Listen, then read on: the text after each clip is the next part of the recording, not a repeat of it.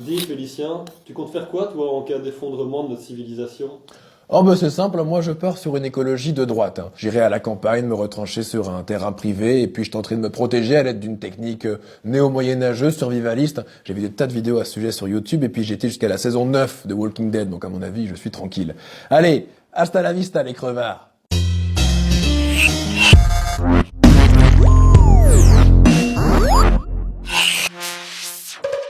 La collapsologie, où l'étude des effondrements est aujourd'hui un sujet récurrent, on en parle dans les médias, elle inspire de nouveaux récits et suscite donc de très nombreuses réactions. Ok. Pour la faire courte, la collapsologie est un courant de pensée qui s'intéresse au risque d'effondrement de notre civilisation industrielle occidentale et à ce qui pourrait lui succéder. L'effondrement, quant à lui, c'est quand les besoins de base de cette civilisation, en eau, en énergie, en alimentation, en logement, ne sont plus assurés à la majorité de la population par les services qu'un État encadre. Certains collapsologues pensent que l'effondrement peut avoir lieu même avant 2030. Ici, par prudence, nous nous dirons qu'il peut se produire demain ou dans 50 ans, qu'il peut être rapide, mais aussi relativement lent. Mais de quoi parle-t-on exactement ? Quand on pense effondrement, on pense souvent à un événement brutal et total qui a un début et une fin. Un choc bref, un passage. C'est d'ailleurs souvent comme ça qu'il est représenté dans la fiction. Ben oui, il y a des fonds de romans dans l'effondrement. Mais cette vision instantanée, un peu hollywoodienne, peut aussi nous piéger. Essayons plutôt de nous représenter une série d'événements et d'effets dominos qui peuvent être plus ou moins rapides selon les régions, ou même prendre plusieurs années, voire décennies. En percevant l'effondrement comme un processus lent, on peut dès lors s'imaginer qu'il a déjà commencé.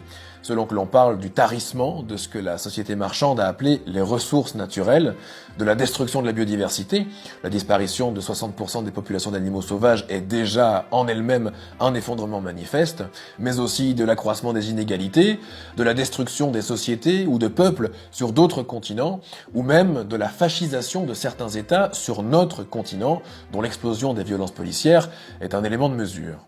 En fait, il faudrait toujours parler au pluriel, dire qu'il y a non pas un, Pas un, pas deux, pas trois. mais des effondrements. Ensuite, comment parler d'effondrement en dépassant notre prisme de pensée occidental et les modes de vie ultra privilégiés que notre société rend possible ? Car pour nous, un effondrement correspondrait surtout à la perte du confort de vie que l'on connaît. Mais pour des millions, sinon des milliards d'êtres humains, l'effondrement, il est actuel et constant. Qu'ils soient déjà victimes des conséquences des dérèglements climatiques ou qu'ils fuient leur pays et finissent noyés dans la Méditerranée à cause de politiques européennes criminelles, sans parler des exploités dans les mines à l'autre bout du monde et de ceux qui n'ont pas accès à l'eau potable, en bref, de tous ceux que cette civilisation exploite, tandis que d'autres sont terrifiés à l'idée de perdre un certain mode de vie apporté ou imposé par cette même civilisation. Ce que nous envisageons comme conséquence d'une catastrophe de notre point de vue, eh bien pour d'autres personnes, dans d'autres contrées, ils appellent cela tout simplement la vie. Sans doute que pour beaucoup d'entre eux, ainsi que pour l'ensemble des animaux sauvages et des végétaux sur cette planète, la disparition de notre civilisation occidentale serait la meilleure nouvelle qui soit. Alors finalement, l'effondrement, bonne ou mauvaise nouvelle ? C'est vrai, au fond, pourquoi pleurer une civilisation qui s'est bâtie sur la prédation et la domination des autres peuples, de la nature, et qui continue de le faire ? Bon, bien sûr, il est impossible de répondre à une telle question de façon claire, vidée de tout conditionnement et de tout rapport émotionnel aux choses, mais une chose est certaine, c'est que si effondrement il y a, il sera la conséquence de siècles d'histoire et de décennies de choix politiques qui nous ont précipités dans cette situation. L'effondrement nous dépassera complètement en tant que citoyennes et citoyens. Il n'est donc pas pertinent de le juger comme une bonne ou une mauvaise nouvelle, voyons-le dès lors, comme une conséquence, voire une fatalité, l'inévitabilité de la fin d'un système qui ne fonctionne pas. À plus long terme, l'effondrement d'un modèle d'illusion et d'oppression et de ses structures, système financier, État, lobby, multinational, serait plutôt une bonne nouvelle, mais il sera sans doute très brutal à court terme.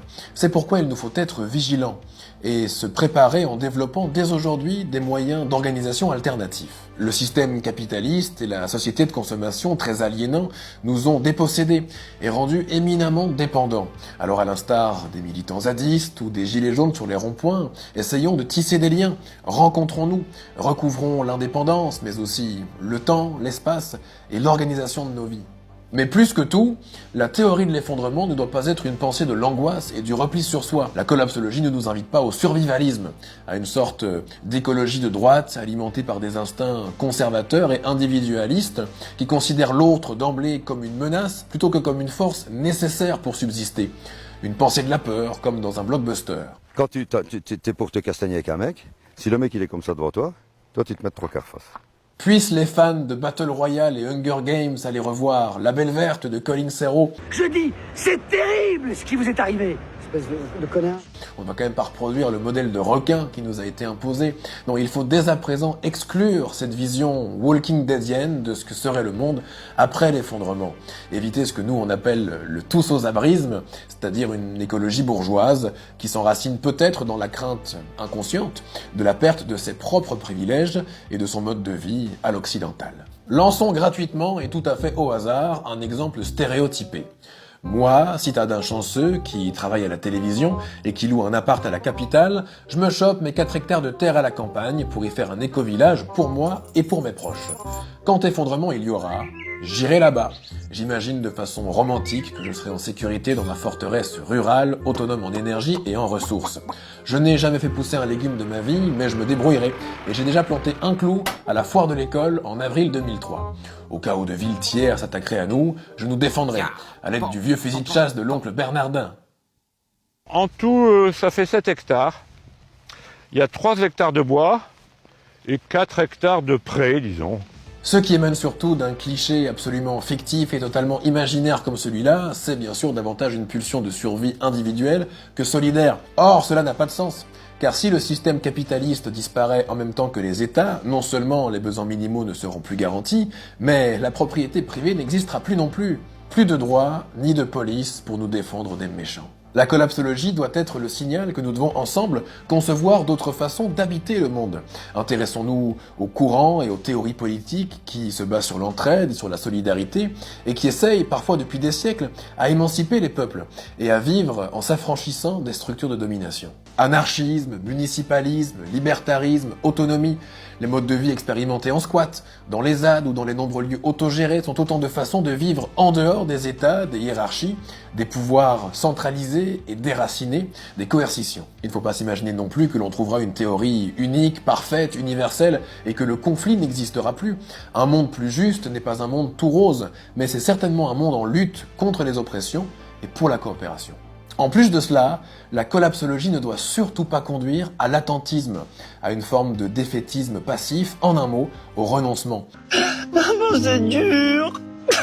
C'est-à-dire de considérer qu'il suffit d'aller se mettre à l'abri et que le système se détruira par lui-même, au lieu de se dire « Oh mon Dieu, c'est horrible, tous aux abris dans un bunker en torchis, profitons de cette instabilité potentiellement féconde pour repenser le monde politiquement et socialement. » Pour rompre avec tous les rapports de domination, anthropocentrisme, colonisation, racisme, patriarcat, salariat, destruction du vivant, et pour se poser enfin cette question cruciale, que voulons-nous préserver ? Ce monde ou le monde ?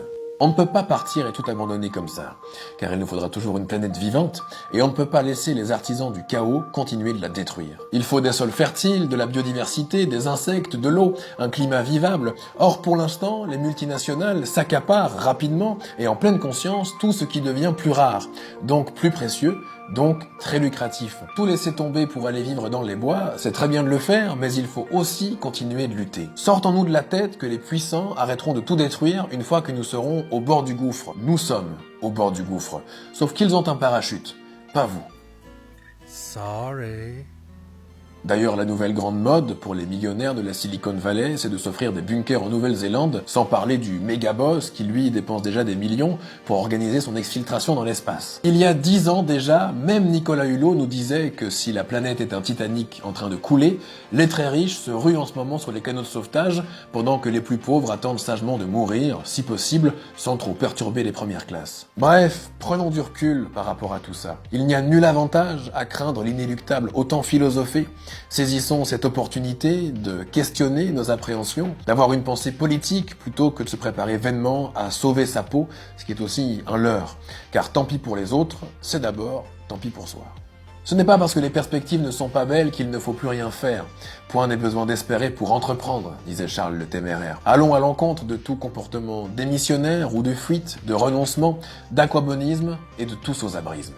Merci beaucoup d'avoir regardé ce nouveau coup de gueule et n'hésitez pas à nous donner un petit coup de pouce sur notre page Tipeee. N'hésitez pas non plus à aller jeter un œil aux quelques articles très intéressants référencés dans la description de cette vidéo. Et quant à nous, on se retrouve le mois prochain sur le billet vert et sur Mister Mondialisation. Ciao!